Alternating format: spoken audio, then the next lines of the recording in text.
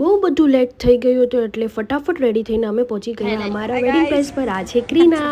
અત્યારે હતી સંગીત નાઇટ, ગરબા નાઇટ. આ છે ક્રીના પાછી, કેમ કે એને બ્લોગમાં આવવું બહુ પસંદ છે. આ છે ટેણીઓ જે આઈસ્ક્રીમ ખાય છે. એની મમ્મી કહે છે તને શરદી થઈ જાય છે તો વારંવાર શું કામ ખાય છે, દવા તો ખાવી ગમતી નથી, તો એ કેવો ચપડ ચપડ ખાય છે. બીજી બાજુ દી અને જીજીની એન્ટ્રી થાય છે, તમે જોઈ શકો છો. મને લાગતી હતી બહુ ઠંડી, મેં પહેરી લીધું કોઈની શરમ વગર સ્વેટર, કેમ કે મને કોઈની શરમ ના આવે. ઠંડી આવે તોય થોડી થોડી શરમ આવી, પછી ટોપો કાઢી નાખ્યો, સ્વેટર પહેરી લીધું અને ત્યાર પછી આ બાજુ થતો હતો ડિસ્કો. તમે જોઈ શકો છો. આ છે બે કાળી ધોળી અને પછી અમે ગયા ઘરે. મને લાગી હતી બહુ ભૂખ એટલે રસ્તામાંથી મેં સૂપ લઈ લીધું, કેમ કે ખાવું હતું કાઢીને. ભૂખ તો મને લાગી હતી. ફટાફટ અમે ઘરે પહોંચી ગયા અને ઉપર જઈને અમે ફ્રેશ થયા.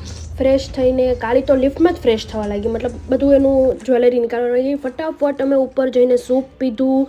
મેં સૂપ નીકાળ્યું કેમ કે મને લાગી હતી બહુ ભૂખ. મેં ઓલરેડી 7 વાગે જમી લીધું હતું. ફટાફટ સૂપ પીને અમે હવે સુવાની તૈયારી કરીએ છીએ. આજનો હતો આ મારો વ્લોગ. તમને કેવો લાગ્યો? બાય બાય, જય શ્રી કૃષ્ણ, ગુડ નાઇટ.